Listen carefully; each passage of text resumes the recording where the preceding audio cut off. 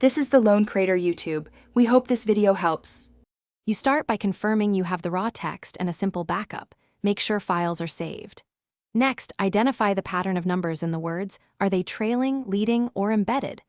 Once clear, choose the fastest tool you know, a reject-scapable editor, a short script in Python/JavaScript, or an Excel formula. This step gets you into action immediately. Don't delay configuring the environment so you can run a safe test on sample lines. Now implement the removal. If you chose rejects, run a replace of \d+ with empty string. That removes all digit runs.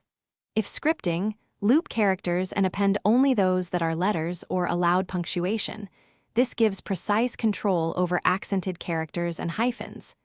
In spreadsheets, use a formula or helper columns to strip digits per character. Make sure to test on several representative examples so you confirm you didn't remove meaningful symbols.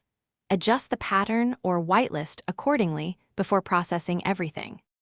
Finish by validating results. Compare cleaned records to the backup and scan random samples for accidental deletions. Once satisfied, export or overwrite the target file and document the method you used.